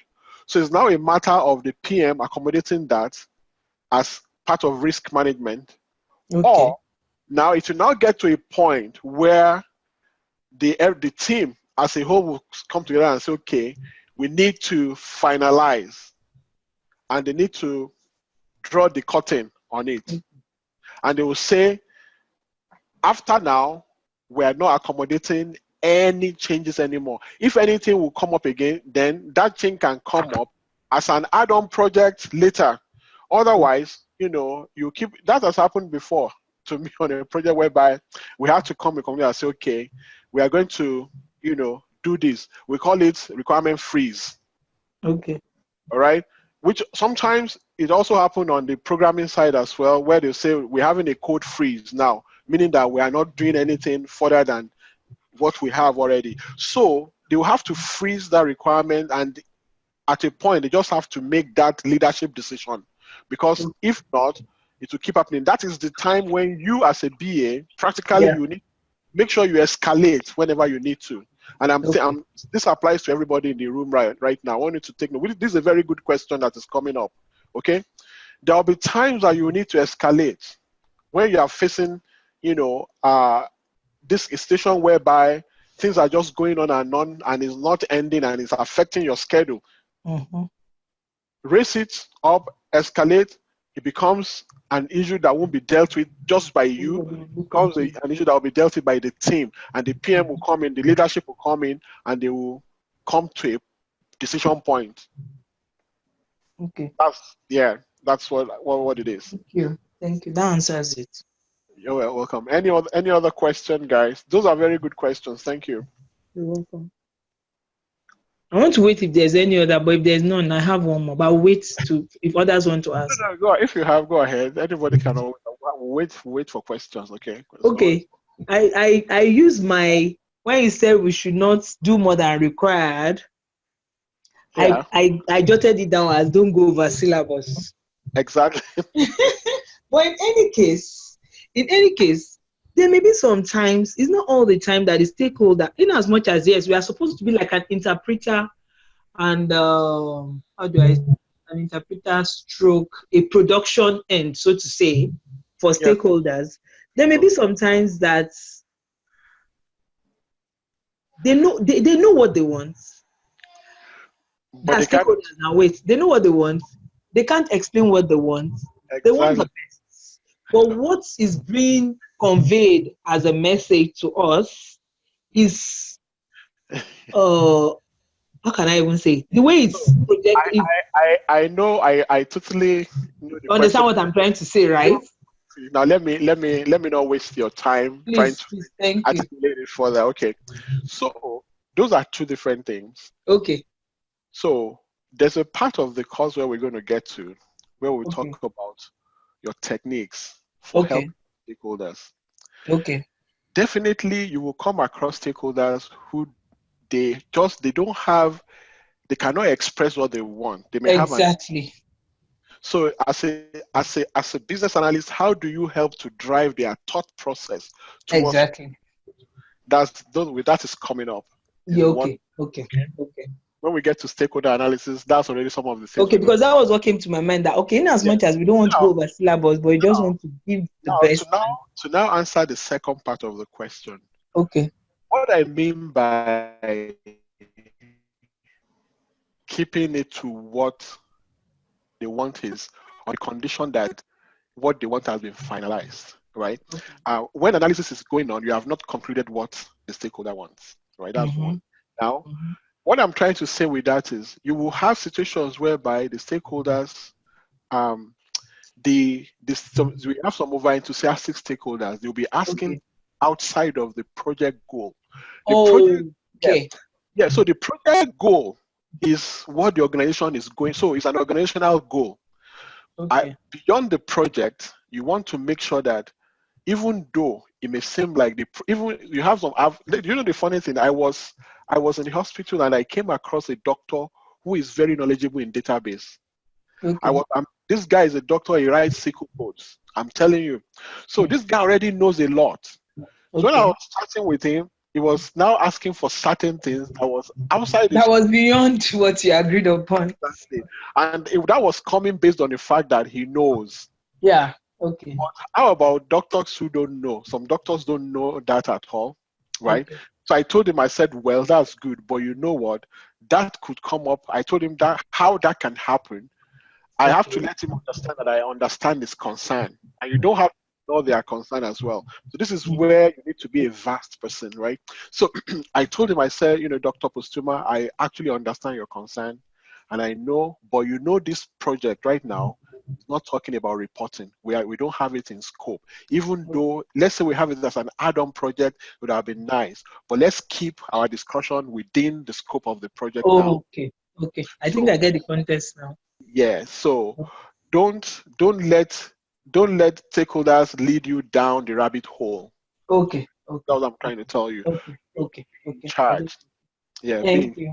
stakeholder may understand that ice cream is sweeter than yogurt. But Project they requested for yogurt from the start. project is requesting for So yogurt, we stick to that. not ice cream. Yeah.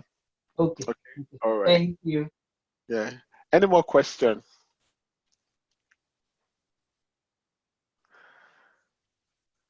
Any more question, guys? So I hope we had an interesting discussion tonight. If no question comes to mind right now, I hope everybody's hearing me. A question? Okay, I have a question. go ahead. Yeah, in Unit 2, just like Taiwo has already asked you, it's just I just want to add to it, and I want you to explain. In Unit 2, you talk about like scheduling, defining the way to which we can complete our project. You talk about duration, right? Yeah, And you mentioned it that as a business analyst, you should project. You should not project. You should not under, you know. Don't over or promise Over. that We you should under so that Okay. So in the question that I will ask now, what if, like, for example, now you just assume that, I'm going to finish in so time. And the stakeholder now said, oh, no, I need to add something. There is a change. And then they're already giving that duration. So what effect will it add to? I know you have explained, but it's just like the duration that I'm trying to get explanation on right now. You know why I really like the questions you guys are posing right now, because it's talking to practical things, and this is what I'm expecting so that I can give you practical insight. Very good, brilliant question. Now, when it comes to how you determine that, let's say stakeholders are pushing things forward and you are working against timeline. Like, remember, even in our definition of project manager with project management, we talk about, you know, keeping in mind that project is temporary because it's time-based, right? And you're working with stakeholders who are not who are coming not from the same mindset as you, right? Because they are from operation. The operation is always unending. So that's the mindset they have. They don't know. They are not cognizant of time as much as you are. Yes. So that makes you the moderator of things. So now, two things. If you have given your schedule and in your mind, when you were given that, you thought you had under-promised so that you can over, and suddenly Koda is making that go the other way round. Suddenly it's becoming like you have over-promised and now you're under-delivering. Don't wait till you get to that point. If the stakeholders are pushing the scope or the schedule, escalate. Okay. Discuss with your PM. This is what is happening. So sometimes there are certain decisions that you won't have to take on your own. That has to be a team decision. Okay. And that will also involve whoever, let's say the stakeholders have a lead SME that is assigned, who controls them too. You know, you will have to escalate. If you are facing issue, don't be quiet. Be real, be truthful, raise it up as much and as quick as you can. Okay. So that it can be, if it's something that now has to be accommodated, then your PM will know that he would have to adjust the schedule for you. He will come to say, okay, you know, based on that now, I think this is what I had before, but I think based on this new discovery now, or this new discussion and this new agenda or this task that has been added, we need to add time. Then that's it. So don't worry. Let me tell you, project planning is an estimate. Okay. It's always an estimate. Sometimes we joke on project, we call it guesstimate, all right? So what it means is, and you know the concept of progressive elaboration that I explained, that is what is covering all this we're talking about now, is allowed. So the PM will be in position to, you work with your PM in that regard to say, okay, so the PM now will say, now that we know that this is coming and it's now, we can now accommodate it in the project. So then you now, what we call, that's when we say you benchmark. Yeah.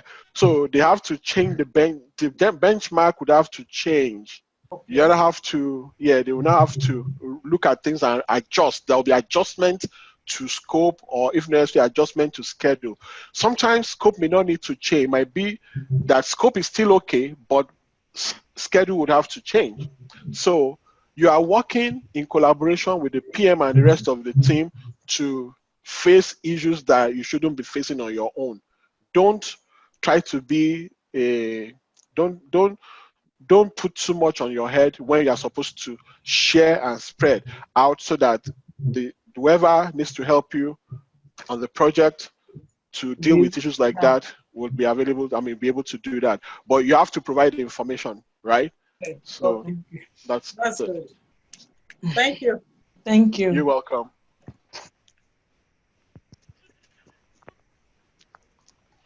Any more questions, guys? Okay. It's 10:11. If there are no questions, I want to say enjoy the rest of the evening. I'll see you tomorrow. So for those of you that have not joined the WhatsApp group, please join, because we are beginning to disseminate information through that channel. I sent my number, but I've not been added though. So, okay, Kevin, please come in here. And somebody said they sent their number, they've not been added. My name is Taiwo. I sent my number. Kelvin, are you there? Kelvin, are you there? Let me see. Kevin is probably chatting with you right now. Let me see. He said I didn't get any. So please I'm sending you right away. But I sent it that once we finished the project meeting the other day. Oh, sorry. So the speaker is bad. Okay. Yes, I can read it. So put your number there. So because I knew some of you guys were asking for how to do assignment, how to locate videos. I'm sorry, I couldn't respond back. Even some of you, I promised I'm going to give a call back. I couldn't. I had just so many multitasking that I was doing. That was why I'm sorry. But I have put those videos quickly as I could on the chat. and it's just about 1 to 2 minute video. You can watch it and be able to, ask. I'm sure going forward you won't have that issue anymore. If any other thing comes up, so the video will grow as we progress in class, and same also is the project videos will grow as we progress in class. And again, guys, make sure that you don't miss project meetings. It's important. It will help you a lot. There are so many things that we discuss in class, that we discuss in project meeting that may not come up in class, probably because the class is not providing the context for it, or that you just won't come to mind because it's just what I'm following slides. But in projects, it's a lot more practical, and some of you guys are a lot of practical questions in today's unit. All right. So thank you guys, and see you tomorrow. Thank you. So Taiwo, I can't see your number up there for I've Kevin sent it. I just sent it, and he said he has seen it. Okay, awesome, good. All right. Okay, he has added okay, you. Guys. Bye. Thank you. Bye. Thank you. Yeah, bye.